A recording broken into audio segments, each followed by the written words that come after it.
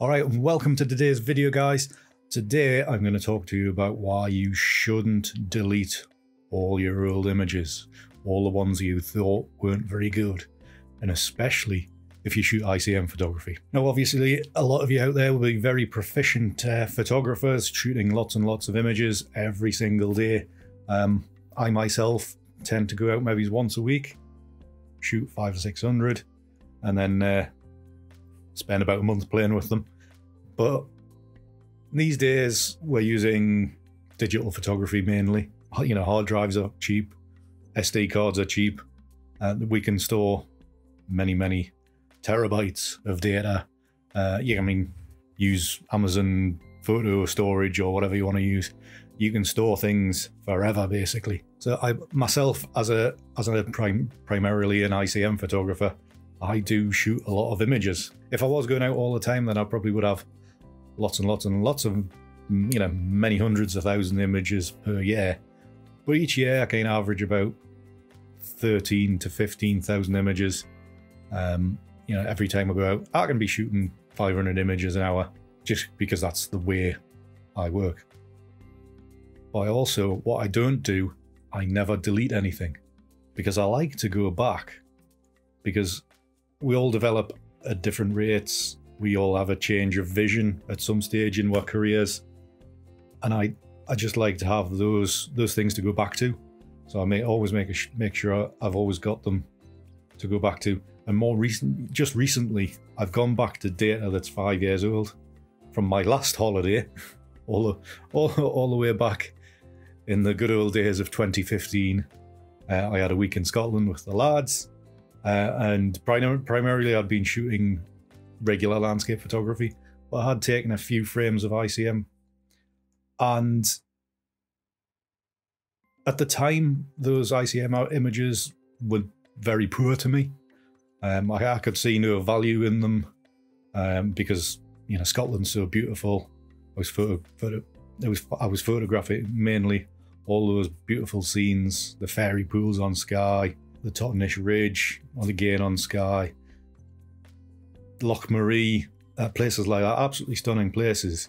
I only kind of, as a side thought, shot some frames of ICM, but it's those images I've gone back to 5 years later, and in one case 3 years later, that I've now got something completely new from them, from data which I basically just, had I been one of these people that threw everything away, like all that rubbish data that you just feel at the time didn't do anything. If I'd thrown all that away, I wouldn't have made the images that I've made recently.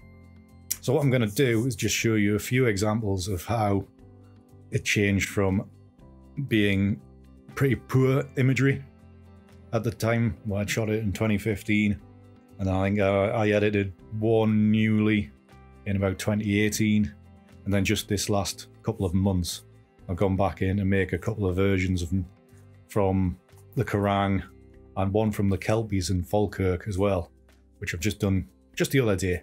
I'll just show you how much, almost how my vision's developed from those initial days right through to now, where my imagery is getting more vivid, more unrealistic. I mean, it's always been semi-unrealistic, but much more contrasty, more harsher tones, more deliberate colouring during the processing, just to really get something new and different. So let's have a look at them. So the first images we're going to look at are from the Kelpies in Falkirk. Almost completely forgot where they were. It was 5 years ago after all. Right then, so obviously back then I was starting to dabble. Well, I think I'd been doing ICM for about 18 months, something like that. So I was still very much in the beginnings of my time with that technique. So back then I was kind of predominantly long exposure work, so lots of 10 stops and 6 stops added together, so like lots of 16 stops, and very much into black and white long exposure processing and all the intricacies of it all. So really enjoyed that element of it, and the Kelpies is a fantastic location if you're into architectural type of black and white photography. Yes, so the Kelpies here, which I did a series of 3, which turned out beautifully. I'm really, really happy with them. So it's these 3. So absolutely loved these. Lots of intricate work to cut out the subject and fake skies and all this kind of stuff, which I really, really loved at the time. But at the time, I also shot some ICM frames, and you know, not long after I came back, I made this one. You know, very deep blue, just using the blue of the sky, mixing, blending frames together to get a very abstract view of what I was shooting. At the time, I thought it was all right. Now, when I look at it, thinking, yeah, it's okay.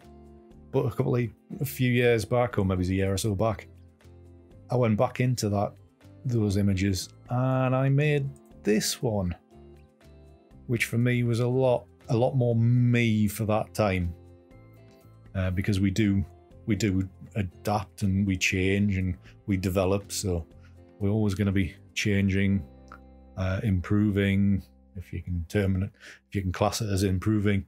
As an artist, you're always progressing one way or the other.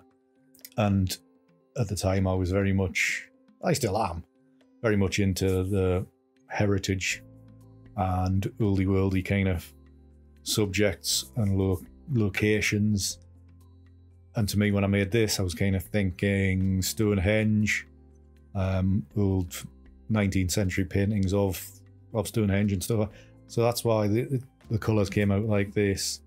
The Kelpies, even though they're metal, to me, they get softened off and become sandstone type of thing. I like, you know, like the big stones at Stonehenge, stone circles, that kind of feel.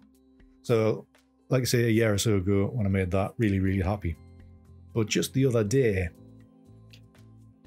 I threw some crazy colour into an edit.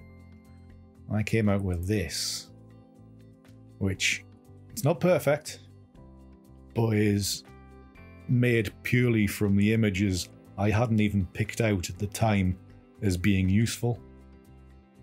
So it just shows you that if I deleted these, I wouldn't have made this piece.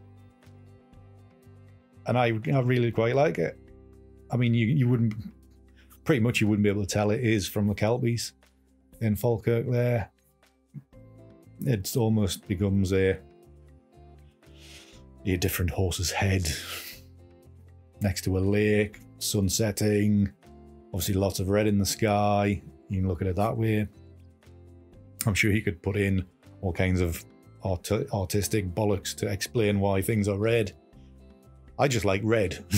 That's my excuse for this being like this. But it just shows you how much you can move the dial as time goes on with old images. So again, don't delete anything. If you've got space, don't delete anything. All right, so the next example is this, and this is Neast Point on Skye. Now this was an image I made, I think roughly 3 years after I'd shot the actual data on a very windy evening on Neast Point. Very windy. It was one of them nights where the light wasn't great. We weren't getting any casting light onto that beautiful rock formation that juts out into the sea. So I was really having to work with what was going on around it. There was colour in the clouds, but there was no light on the actual lighthouse and rock. So that colour in the clouds has actually come into creating this red here and abstracting the view. And this is the one that when I made it a couple of years ago, really, really liked. I'm starting to wane on it, but it's another one that I went back to a few years later and got something new from a set of data which I didn't really rate at all. In fact, I was just looking before. I only captured something like 8 frames of ICM of this scene. So blending a handful of those 8 frames has brought me this. Whereas normally now, if I'm looking at a view, I'm shooting between 20 and 50 frames. So I've got that amount of data to choose from. to make something. Now the next one, I'm just going to give you a view of what was actually there. And this is from the Kerrang on Skye. Stunning location. We had a beautiful day for it. Not great for photography because it was very bright. I think it was late morning by the time we got there, so we weren't there for the best traditional landscape photography light. But it was just a stunning location. And at the time, I was more obsessed about shooting ordinary images. But I did take a few frames of ICM, and I just kind of disregarded it because it was trash. Absolute garbage. But just the other month, I threw some crazy Lightroom presets at a set of images. So, you know, really bright colors, lots of contrast, lots of texture, clarity, all this kind of stuff that really brings out stuff that's wrong with the image as well, like because of the, you know, digital formatting. So lots of noise and all that, this kind of stuff. But it just, you know, really threw in a lot of color. So I went from being very disappointed that I didn't have anything from the Kerrang, because I absolutely loved the location. I would love to go back. I've been saying that since the minute I left, so I could go back and do it justice, when in fact all I needed was a little prompt from somewhere else. And I went back in and made this, which admittedly is very, very different, and you'll not really recognize it as being the Kerrang, but I love this. And I think this is signaling a slight deviation in where my work is going. Maybe it's getting away from the traditional following painters of a certain ilk and going into something that's abstracting into wild color as well as wild subject and movement for enduring capture, but, you know, really adding in a lot of light. I mean, these markings at the front, I kind of think just using those as lead-ins, I think is making a huge difference in my work. And I've seen it deviate in the last few months during lockdown as I've experimented further with older images, that I'm getting a bit more extreme. So there you go. That's what I've been up to. Going back to old data, throwing a curveball at them and seeing what we'll get. Alright guys, that'll do for today's video. I hope you enjoyed that little look through at how much things have changed over the last 5 years for me, and how I do still continue to go back into old data to remake things that didn't quite work at the time, maybe didn't quite work a couple of years ago when I went back to it initially. But as tastes change and as your vision changes and the techniques that you know about as well develop and adapt, and you learn more, then you can actually go back and get a lot more out of your images, especially if you're shooting abstract ICM, multiple exposures, all this kind of stuff. Even traditional landscape photography, if you've made an image 5 years ago and you didn't feel it was quite right, maybe you've learned something new, a new technique, there's a new tool for editing possibly. Go back to your old images, rework them, just have a second look at them. Just create a new virtual copy in Lightroom and just start playing around again. It will be worth it, because you always improve. If you're editing an image from 10 years ago, your edit now, pretty much guarantee it's going to be better than what it was then. That's just technology being better, Lightroom being able to pull more shadows out or be more subtle with contrast. All these kind of things can really add up to making yourself a better photographer by going back and looking at your older stuff and trying to improve it. So that'll do for tonight, guys. Thank you very much for watching. It's been a pleasure. If you enjoyed this, please do leave a like, comment below, or let me know if you've been back and worked on old images. And until the next one, keep hard. See you.